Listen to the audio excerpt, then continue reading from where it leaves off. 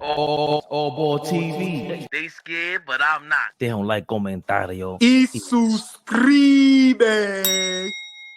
The Knicks are trading for Walker Kessler. Hey, don't kill the messenger. Walker Kessler, again rumored to be headed to the Knicks.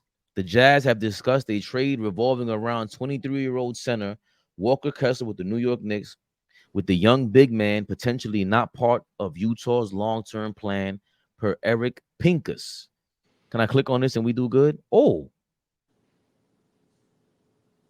of course you don't do it the way I want you to do it. But here we go. Utah Jazz have discussed Walker Kessler's trade with the Knicks. Could the Utah Jazz be shopping their young big man? And here's some details. Eric Pincus of Bleacher Report has reported this. The Knicks and Jazz have discussed the trade revolving around the 23-year-old Kessler. He's not part of the long-term plan, as we have mentioned earlier. Kessler, who was once named the Rookie of the Year finalist his first year in the league, is coming off a bumpy sophomore campaign in Utah, and that was riddled with injury and inconsistency. The Knicks have been longing for a center ahead of the NBA season amid their recent departure of Isaiah Hartenstein. With Kessler's prospects looking shaky in Utah, a phone call or two may have been made to try and get his services abroad. I like these stats. Kessler's 2023-2024 campaign consisted of 64 games where he averaged 8 points, 7.5 rebounds, 2.4 blocks, numbers that look eerily similar to his first year in Salt Lake City. The Auburn product didn't make his anticipated second-year jump as many had hoped. A strong third year with the Jazz could help cement his status on the roster for the foreseeable future. So the talks have stalled around Kessler and the Knicks. The Jazz big man could be entering a make-or-break year for his staying power on the roster. Continue to keep an eye on Kessler. Lord have mercy. If I'm not mistaken, Kessler's agent is CAA. Andrew Kessler. Who is Walker Kessler's agent? Aaron Mintz, David Spahn. Interesting, because Aaron Mintz, I believe, is Isaiah Hartenstein's agent. Quick aside, are you going to boo Isaiah Hartenstein if you see him at the Garden? Flea? Yeah, Flea. No. Okay. No, I'm not. Not to start the game. He may probably be a starter for them, so give him a round of applause, a salute, and then you get smoked for the rest of the game. Every time you touch the rock, we booing you. Start the game, no. And that's respect. Yeah, start the game, no. I got to get something off. I got to get something off, right? Okay. I got to get something off, man. Sure. This kid is going into year 3, and there's a concern about if he's a part of their future. Like, that's the only thing I don't like about today's NBA, is that this microwave era that we live in, where we don't allow these young players to grow. There was a time where you were going into your 3rd year, and yes, the expectation was for you to be better, start contributing, depending on your role, right? If you're a starting level player, if you're a lottery pick, if you're somebody that, lottery picks are usually players that we pick that's going to impact us immediately, right? That's the purpose of picking 1, 2, 3, 4, 5, 6, 7 up until 14. But when you get other guys that quote unquote projects, quote unquote, have not developed yet, you drafting them off of straight potential. Why is his leash so short? Is my question. What is Danny Ainge?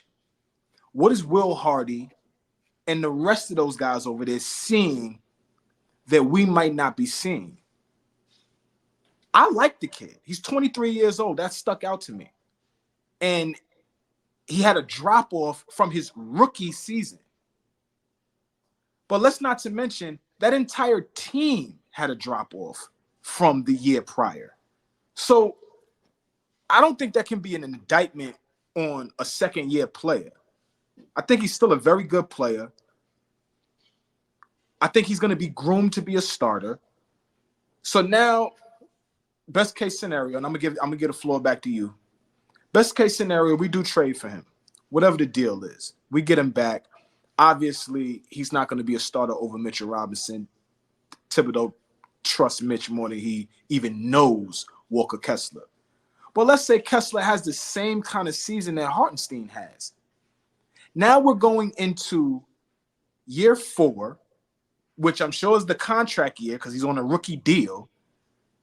Now we're going to be put in the same position again where we have to outbid another team that may want to come after the center that, kind of will save our season because Mitch is not healthy. Like, I like him, but I don't want to be back in that position where now, we don't have a legit backup. Or we need to make a decision on if Mitch is really our starter. So, what I'm saying? I'm in a weird spot with this, but I need to know why they're giving up on that kid. What is it about him that they're giving up on?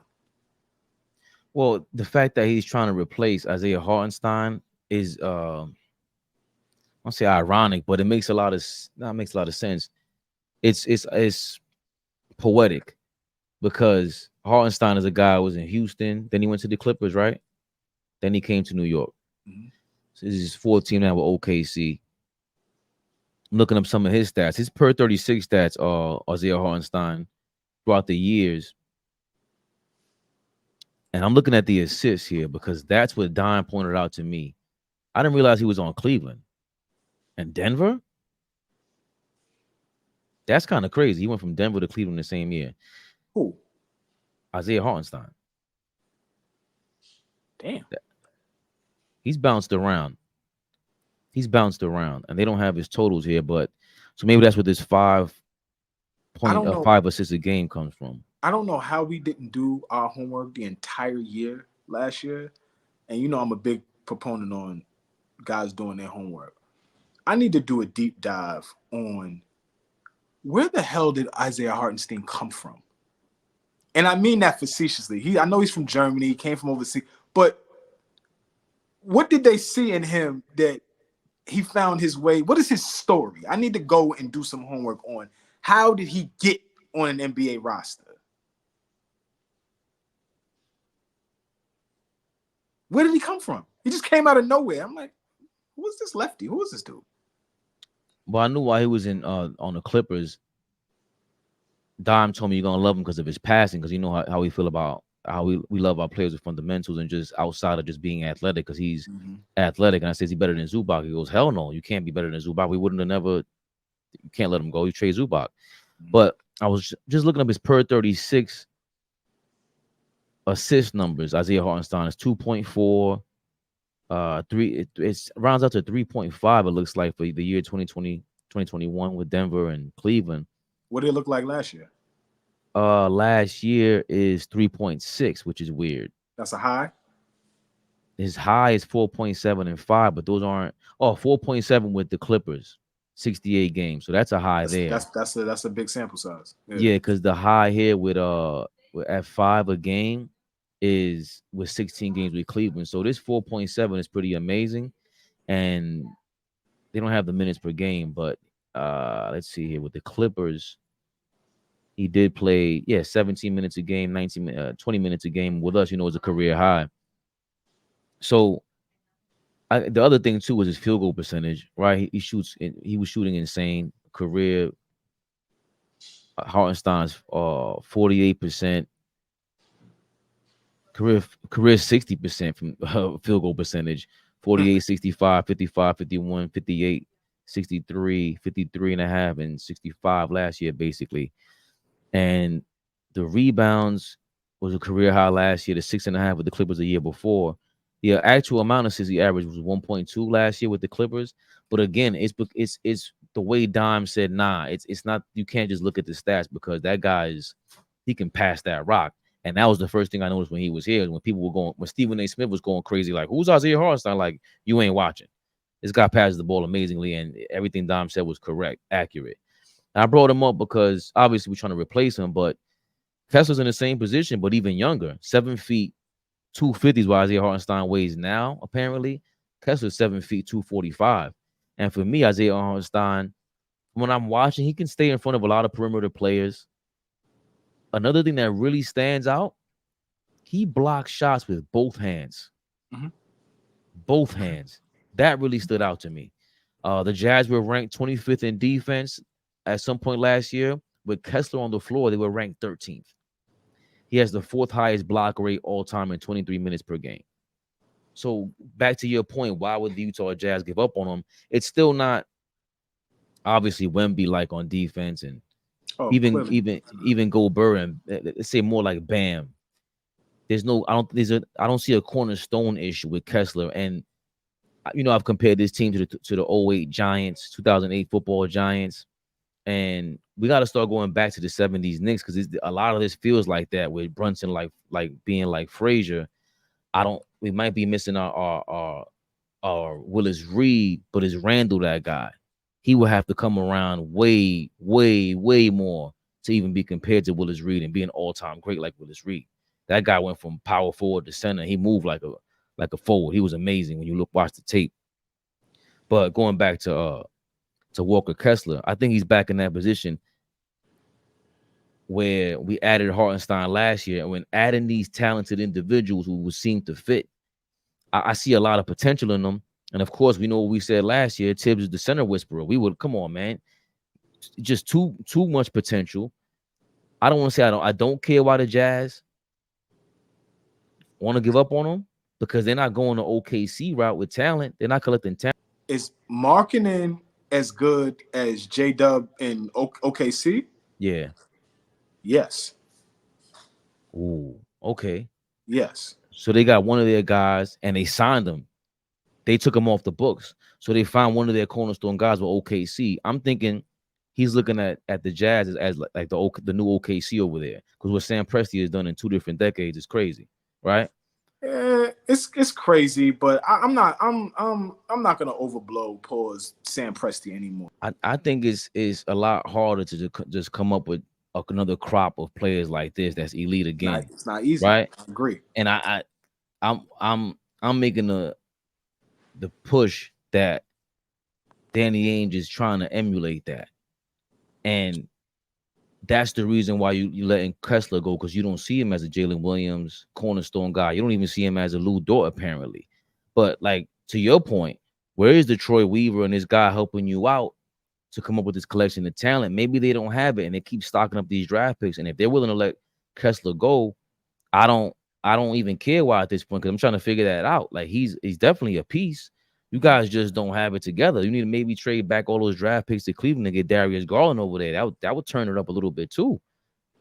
Garland and this guy and Markkanen.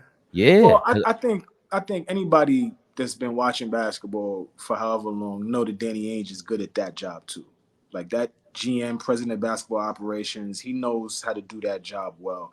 So I think the jury is still out on Utah, but they're clearly trying to put something together to, get back into contention. But right now,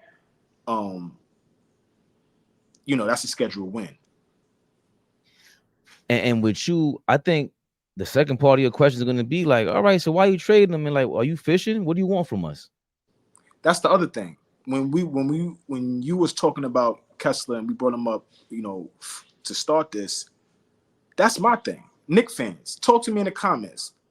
Bro, do you want to do business with Danny Ainge? Do you even want to, and La Costa Rosa? So we trust Big Leon worldwide. We trust our cohort. But do we want to do business with this dude? Is he going to do good business with us? Real honest business? Or he's going, because he's the king of fleecing people. Don't try to play with us like that. But yes and no, because again, the Gobert thing we thought was a fleece, and it, as much as he didn't play in the Western Conference Finals and everything, it still got him you need that regular season dog. It turned out, the deal turned out great for Minnesota. Western Conference Finals, Flea. That's what we're looking for. I mean, Kessler might bring us that. How many draft picks you willing to give up for Kessler? That's the real question, right? What we broke down, fourth in block rates all time. 4th highest block rate all time in 23 minutes. How much am I willing to give up, Kessler? You're not giving up Randall. I'm not trying to break. I wouldn't break up any chemistry. Yeah, what pieces are we giving up? There's no. What pieces are we giving up? Achua? That's the only guy I can imagine, because you ain't giving him Mitchell Robinson. You want that. You want the threat. Are you? I'm not. No way. He tried it the first time. That's when he mentioned Mitchell Robinson with RJ Barrett, and y'all were bugging. Oh yeah, trade everybody for Donovan Mitchell. What? He's the Tibbs glue. And that's my thing. I don't see anything on the roster right now that you can't trade them man for man. I don't see anybody on the roster right now that Danny Ainge would trade mano for Walker Kessler. So now, what are you going to attach to Walker Kessler? Some draft picks? Another role player? What are you going to attach to him? Because what do we have that you want? Danny is stockpiling picks again. Do you want that from? I don't know if I want to part ways with any first round picks for Walker Kessler. I don't know if I want to do that. They're also tanking for Cooper Flag. Oh, that's happening. That's happening. That's why you get rid of the man with the fourth highest block rate of all time. That is happening. We don't want no defense over here. We want to lose possessions. Happening. We want to lose every possession. That is happening. You're gonna have to compete with the Nets with that. The Nets are tanking, right? Full-fledged. But yeah, more Ben Simmons. I think there's a few teams this year that are going to be in the Cooper Flag sweepstakes. A few. Utah and you just said them. Who Utah and Brooklyn will be in the sweepstakes. Yeah, that's what I think Danny Ainge is up to. And remember, I think, because to me, Brooklyn, even by doing this, you have a trading chip.